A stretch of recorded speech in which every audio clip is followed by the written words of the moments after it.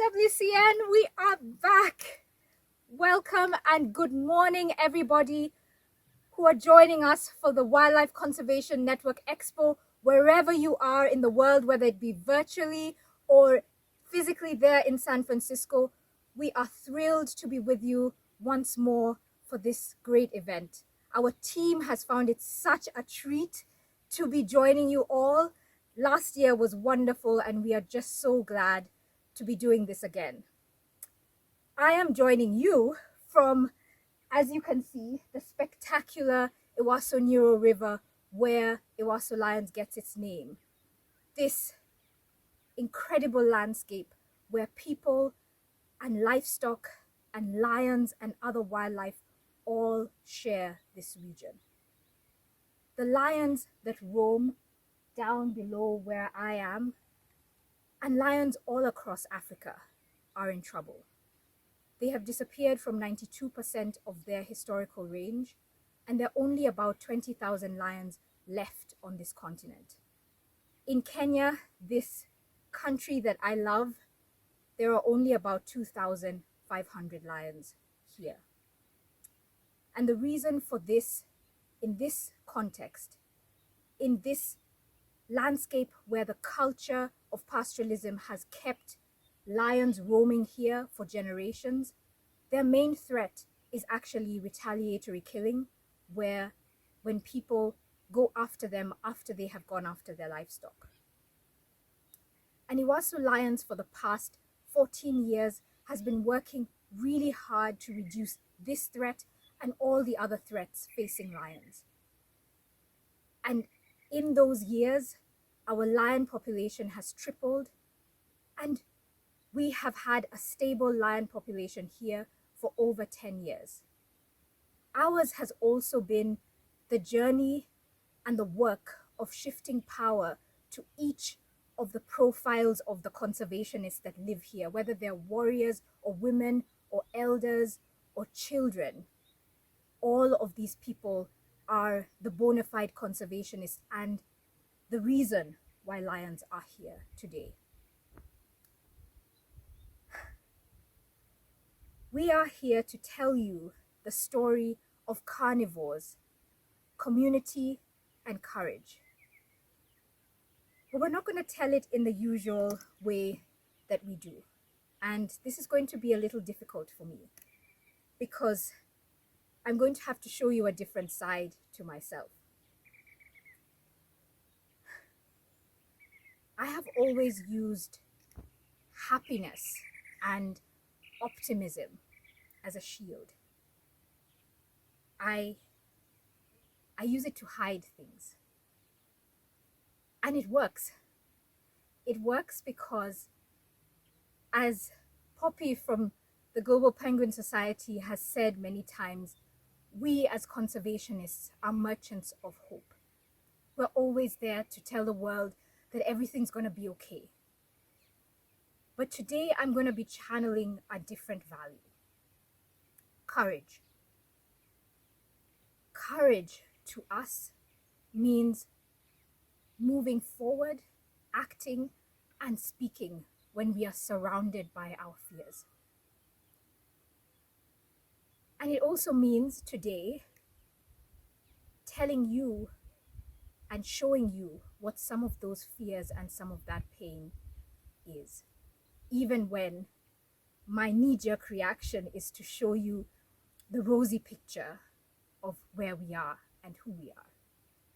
So, we want you today to see us.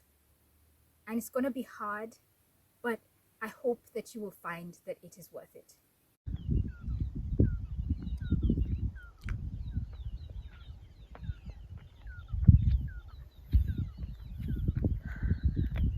This is one of my most favorite places in the whole world. I absolutely love it here and I feel so connected. This is the Ndonyonanyeki Hill, a hill very close to our camp. I have spent so many days up here watching hundreds of elephants walk by. We've spotted leopard on this hill here. Once I was sitting here and I even saw a cheetah in the distance. We've had the wild dogs sitting up here. And many years ago, I even got to see the painted lions down near the river. It's such a special place to me. But sadly, over the past year and a half, I couldn't come here. And the reason I couldn't come here is I couldn't walk up this hill. I was unable to. No one really talks about well-being in conservation. I actually didn't know what well-being was myself. A few years ago, I don't think I'd ever have said the word well-being. But sometimes you're really forced to look at your health and your well-being. I couldn't walk up this hill because as the pandemic started last March, just as everyone else had lots of anxieties over COVID, so did I, but I had additional anxieties. I was out of breath. I couldn't breathe. And I couldn't figure out what was happening to me. For so long, I couldn't walk my dogs, which was the hardest thing ever. I couldn't drive. I couldn't even walk up to my tent. It took a long time to figure out what was happening. And finally, we discovered that my safe zone, my little safe spot that has provided me with so much comfort for so many years, no matter what was happening around me, I always knew every time I go to my tent, I'm safe. But that tent and that safe zone was making me sick. I didn't realize that I had a leak under my tent with lots of mold, and I was breathing in all those mold toxins, and that was greatly affecting my lungs. We're often given this hero image of someone out there in the field. I don't look at it that way. I'm not out in the field. This is where I live and I work. I'm not a hero. I'm just human. And I have good days and bad days just like anyone else. As I was getting more and more sick in the year, I had to focus and prioritize my health. I stopped everything I was doing to really look and see how I can get better. Because when you're sick, it's so hard to work, it's so hard to focus, it's so hard to even think ahead. But I was lucky. My team gave me so much support and said, you've got to get better, Shivani. You've got to focus on this. And I did. And after some very strong detox, I now am able to walk up here again. Walk up to one of my favorite places. Walk up to a place where I feel so connected. Walk up to a place that has always meant so much to me. This took a lot of commitment, and it took a lot of support, but I finally got there. And now I have so many good days that allows me to be back out with the lions, which gives me so much joy. I started Ewaso Lions because of my love for the big cats. And this year I have got to spend time with Nanai and Karsis and her beautiful cubs. I've got to see Lolgeti always hiding in the bushes, trying to get a sneak peek of him. And it's those good days that give me so much joy. But with the good days, we also have heartbreaking days, really difficult days that make it sometimes so hard to even get out of bed in the morning. And one of those days was April 7th this year. We received a phone call from Stephen, who lives way in those hills in the distance in Ilangwezi. And he called us early morning and he said, Janaria, you've got to come here quickly. It's Naramat. And she looks like she's really severely wounded. She's in a bush. There's blood all around her. I can't get close to her because I'm foot. You need to get here. And as we always do, we get into crisis mode. And Janaria rushed across the river into Ilangwezi, accompanied by Toby, Peresi, Marco, and they joined Stephen. I stayed in camp waiting for news. I was so worried. I just kept thinking, please let Naramat not be shot. Janaria got there and saw she was in a bad state. He called a vet who came quickly and saw Naramat's injuries were too severe and made the decision to put her down. General called me that afternoon and he said, Shivani, she wasn't shot. Naramat suffered after being attacked by another lion. And I was relieved that she hadn't been shot, but I still felt that immense loss of a lion who had taught us so much about what lions need in order to survive in these human-occupied landscapes. A lioness who was the story of Ewaso lions. A lion who was proof of coexistence. The community would ask us about her all the time. They all tolerated her presence and were willing to live alongside her. During the post-mortem, our team saw that Naramat was carrying 4 unborn cubs. And that was very, very difficult to see. They came back to camp. Generia couldn't talk. To this day, he still can't talk about what happened. He still can't even talk to me about it. Toby was quiet. Peresi said he had to go home. Stephen was so sick. And Marco, who really is the loudest person we have in this project, was silent. Our team was heartbroken. We've had a few months to think about it and reflect on what had happened. And we know that we had so much courage to keep Naramat alive. Even though so many people said to us, she's gonna be shot one day. You guys cannot keep her alive. We did, and we did for 13 years. Jennery and I kept track of Naramat since the day she was born in 2008. We had the courage to keep her alive. We also had the courage to let her go. And we now have the courage to keep her legacy alive. Her cubs, Mararoy and Narasha, are way upstream, and one of them has just given birth. Naramat's legacy continues. It's getting so much more difficult for lions in this landscape. It's so much more difficult for the communities and their livestock. And it takes so much courage to keep going, a lot of creativity, a lot of innovation, and it takes so much passion as well.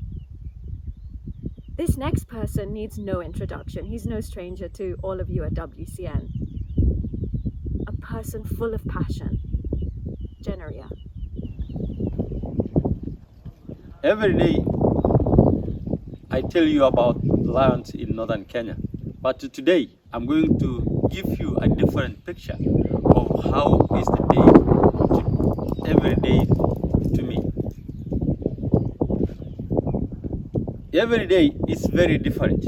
I often go out and look for lions, and I come across that they are fed on community livestock, and it is very hard to face someone who have lose his livestock to the lions, as that is what we depend for life. I get abused, someone gets very upset to me, and to bring that person down and to calm him down, to really understand how the situation of lions is in Kenya and in Samburu is quite very, very hard. And when I finish that, I tend to take all the carcass to remove the signs of lion coming back again to feed on that carcass and put in my car like a butchery. So my car have become a butchery, and take it back home so that the community will go and eat it at home.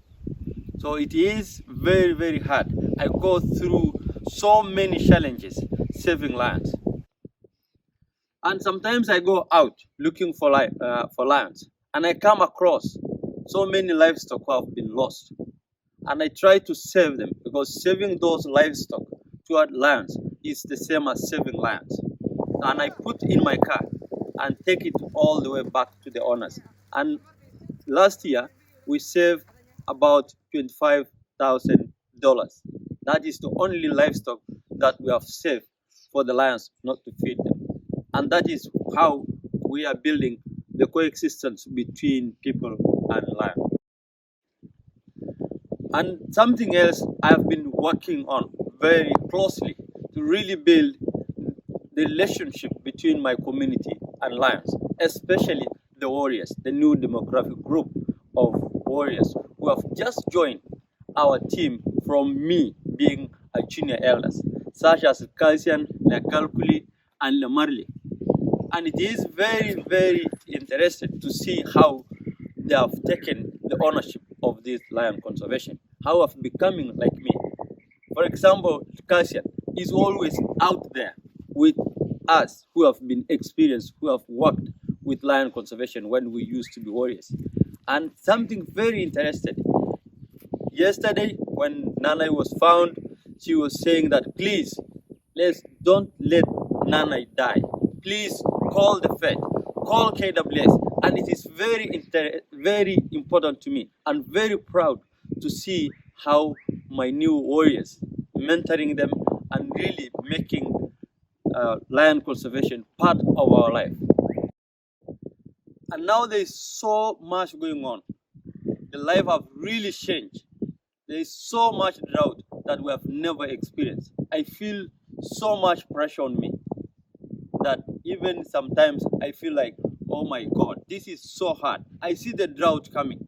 I see our livestock suffering. I see how lions are struggling. So every time there is a new challenge, and we really need to change our vision. We need to focus on our livestock management, land use, so that at least we can mobilize everything to coexist together.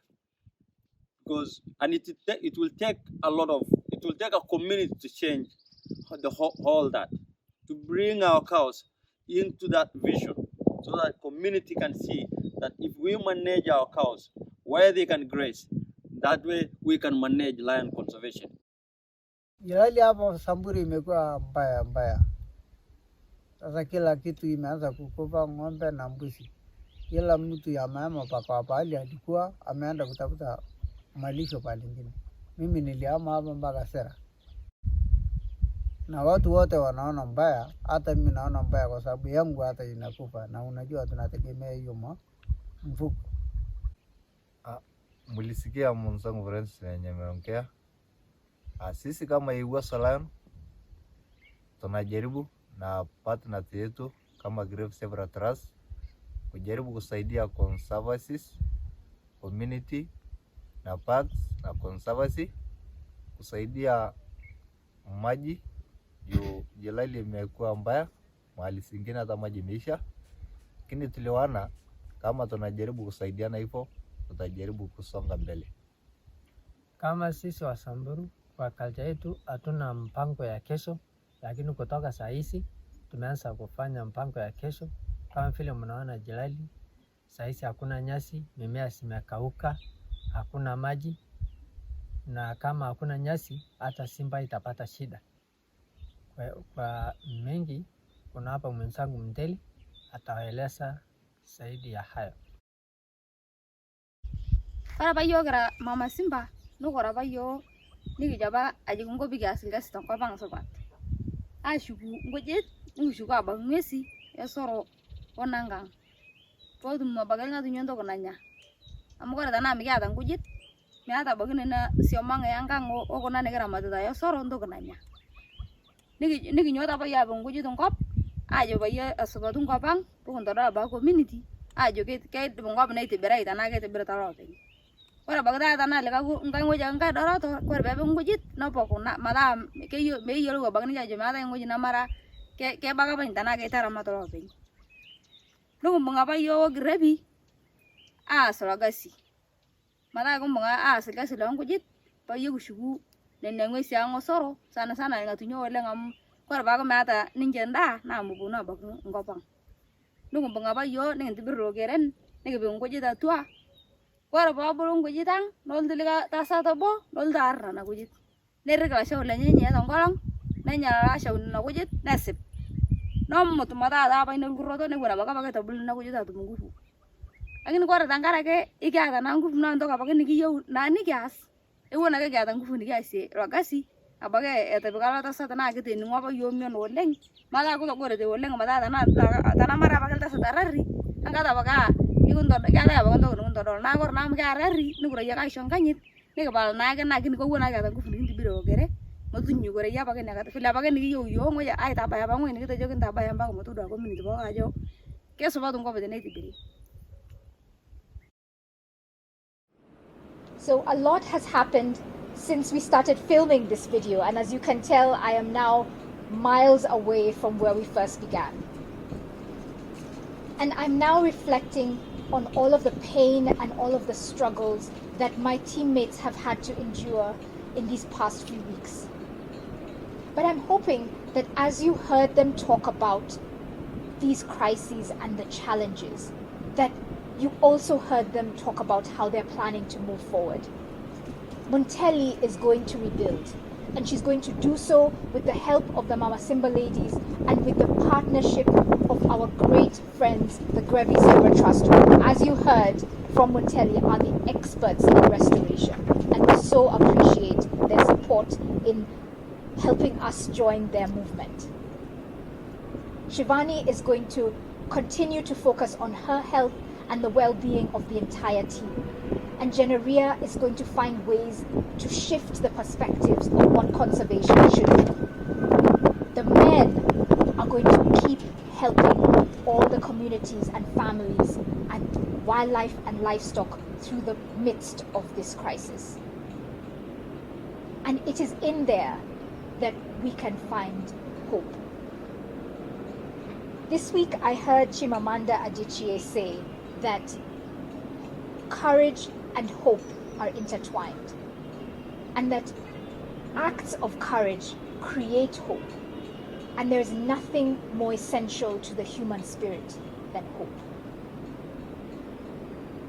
And that is such light for us. And we are seeing these rays of hope come through. Nanai, who you saw was injured, has made a wonderful recovery. We have had almost 100 millimeters of rain in camp, and we are hoping that more comes through this season. And Jenaria right now is on an epic trip to southern Kenya, taking community members to see what life would be like if we shifted the conversation to have livestock at the center of conservation and of land governance and management. As you can see, it is not in the rosy pictures that I would like to paint you that we find hope. It is in the messiness that our acts of courage rise, and that there is true hope and true joy. And it is in that messiness that you have met us time and time again. And you've asked us, okay, we get it, we can see where you are, we can see you. How can we help? And we're so grateful for all the times that you have asked this question and that you have come through for us. This coming year is going to be a year of real courage. You know what we have to do. And we thank you for walking with us so many times, and for your friendship and for your encouragement. Asheta Oleng, asanteni sana. Thank you so much.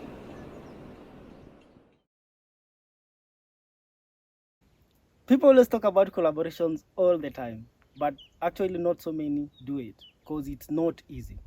We as Ewasolans, we believe it needs so much because we know by working together we can actually achieve way much more than working alone. Join us this coming week to hear us talk more about the partnership.